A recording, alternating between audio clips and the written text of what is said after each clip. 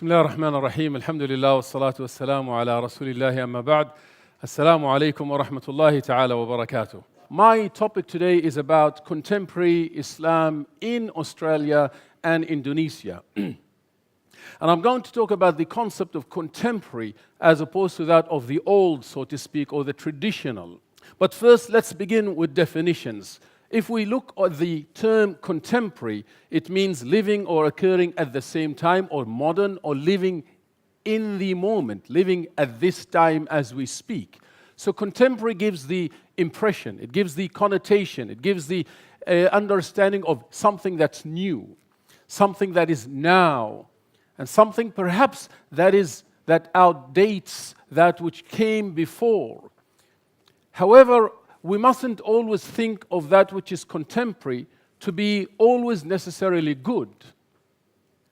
Because if we do, then we may fall in the fallacy of ignoring the good that we may receive from the old or the traditional.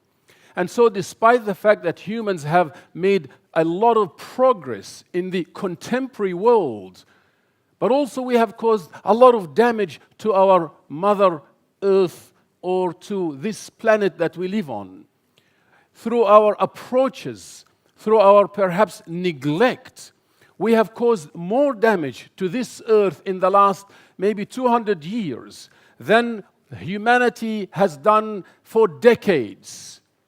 In the last 40 years alone, according to the World Wildlife Fund, we managed to halve the planet's known population of vertebrate wildlife in just 40 years.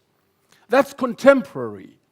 So contemporary does not always have to mean it is good or it is up to date.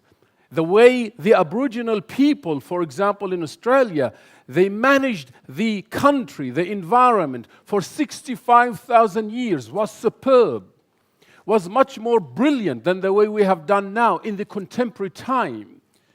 However, contemporary should not make us fall in the problematic understanding that we must ignore the old. And this is particularly important when we speak about Islam. Contemporary Islam does not mean and should not mean ignoring the tradition or ignoring the foundational aspects of the tradition. Not at all, because there is beauty also in the old. And this image shows that. This is what we may not describe as contemporary, yet it is lasting, it is grounded, it is foundational, it has majesty, it has beauty in it. And therefore, the old or the tradition must not be neglected in favor of the contemporary, but rather, especially when we speak about Islam in Australia or in Indonesia, or in fact anywhere in the modern world, I think we need to strike a balance between the contemporary and between the old or the tradition. And this image is quite illustrating of what I'm trying to say. Contemporary Islam, as far as I'm concerned, should really mean bringing in the new while embracing the old. And this picture depicts that so beautifully, especially when we talk about faith, when we talk about religion. We're not talking here about buildings, we're not talking about structures, we're not talking about bricks and mortar. We're talking about a faith, we're talking about tradition that has passed the acid test of time. 1,400 years of contributions, 1,400 years of scholarship, 1,400 years that helped, in fact, shape the modern contemporary world. Anyone who does not understand the relationship between Islam or the Islamic civilization and the shaping of Europe as we know it today ought to go and find out more about that. For as the brilliant American historian by the name of David Lewis, who published a book in 2008, and the title of the book is quite telling. He titled it Islam and the Making of Europe. Ignoring the past means ignoring our present. And as Allama Iqbal, the renowned poet, philosopher of Pakistan, said that ignoring our past or not knowing our past is an indication of a loss of memory. And that is problematic when it comes to faith.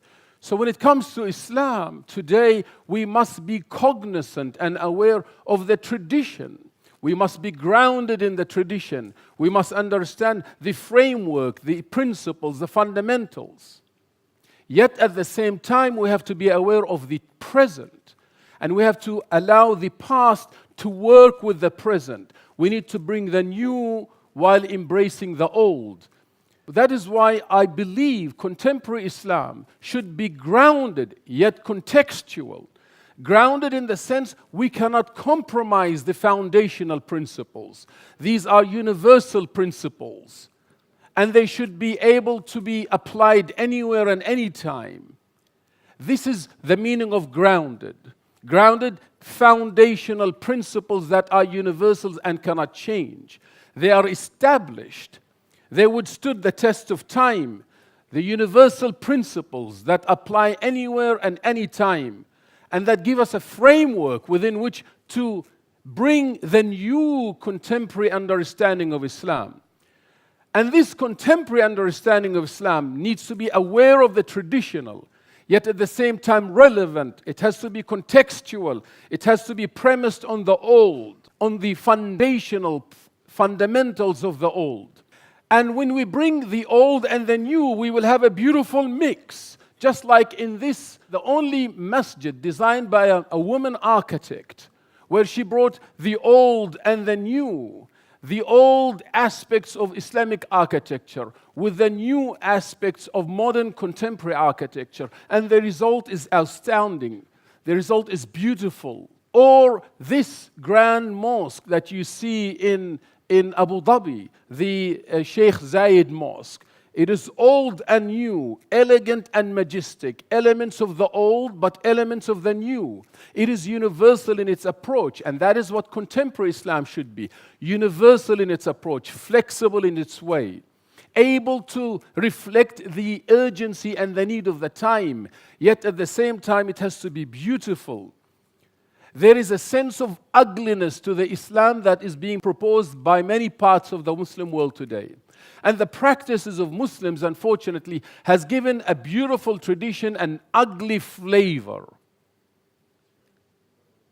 Islam is against all that is ugly because Allah is Jameel wa yuhibbul Jamal. Allah is beautiful and He loves beauty.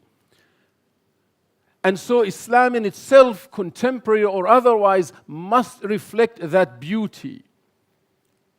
And when we speak about contemporary Islam, bringing the old and the new, contemporary Islam must be cognizant and aware of the needs and the requirements of those who are most vulnerable among its community. For often they are neglected, and among those are women. In the history of Islam, if we talk about the old, it is my conviction, in fact, my genuine and sincere conviction, that the way the Islamic civilization of the past dealt with women was much better and much more profound than the way the Muslim world deals with women today. I know there are exceptions, and I recognize, for example, the gender relations in Indonesia is far more flexible and better than, say, gender relations in other parts of the Muslim world. And credit goes to Indonesians for this. However, if we look at the general status quo of women in Islam, or Muslim women today, I think we find that the way we have approached Muslim women, we have excluded them, we have isolated them, and we have neglected them. So much so, unfortunately, domestic violence in the Muslim world is quite high. That needs to be addressed. Contemporary Islam needs to look at the tradition. The tradition says that women are as equal or equitable as that of men. In Muslim societies, most Muslim societies exclude women from the mosques, when the tradition says women cannot be stopped from going to the mosque.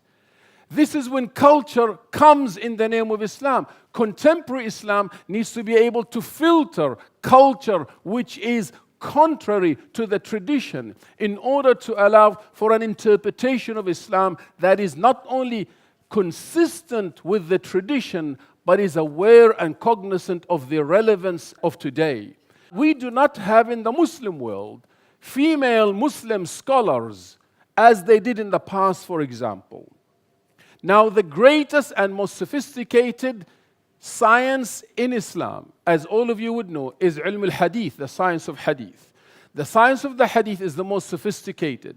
And when Dr. Nadawi of Lucknow, who's now at Oxford, wanted to find out how many women in the history of Islam were masters of the hadith tradition, after 10 years he had written 30 volumes with 8,000 names in it. How many Muslim women do we have today who are masters of the hadith, and why not?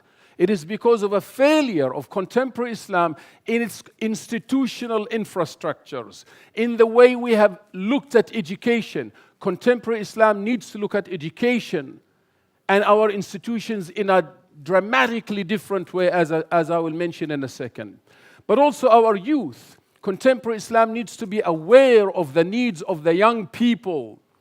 It needs to be aware of their aspirations and dreams. The way we teach Islam to young people must be changed. And when I say change, I don't mean neglecting the tradition, but making Islamic studies relevant to the young people. Our research in Australia demonstrates that most young people who go to Islamic schools and institutions find the teaching of Islamic studies boring, irrelevant, out of context, biased. And this is the experience they have everywhere, because the way we're presenting Islam to them is rigid. It is static. It is not flexible and fluid. It is not addressing issues to them. They want to know, what does Islam say about democracy? They want to know, what does Islam say about gender relations? They want to know, what is the difference in Islam between good governance and government? They want to know these contemporary issues. And unless we address them through contemporary Islam, not in an emotional way, in a structured, grounded, logical, coherent, academic way, we will lose the young people, as is happening in many places. Contemporary Islam must look at the way we teach today. Our educational institutions, whether they are madrasas or the pesantrans or the Islamic universities, we lag behind against all academic standards and international norms. Contemporary Islam needs to critically examine the way we are teaching. It needs to bring critical thinking as they did in the past.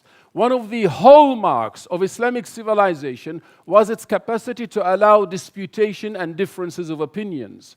One of the hallmarks of Islamic institutions in the past, like Al-Hikmah, Bayt al-Hikmah, was critical thinking, which was academic freedom, which is very much absent from most of the Muslim worlds.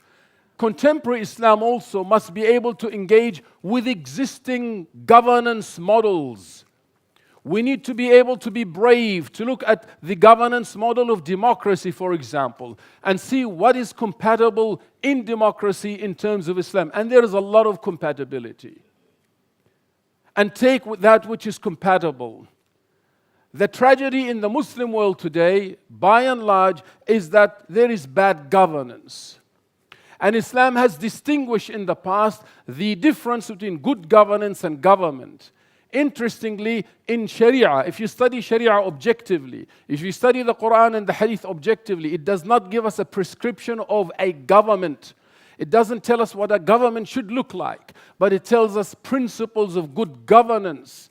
And good governance is something that is often lacking, and that is because of the way Islam perhaps is being taught. So contemporary Islam must address this. And good governance means the rule of law, transparency, participation, accountability, sustainability. But also contemporary Islam, as far as I'm concerned, needs to be inclusive. We live in a globalized world. We live in a universal globalized world. We can no longer live in isolation.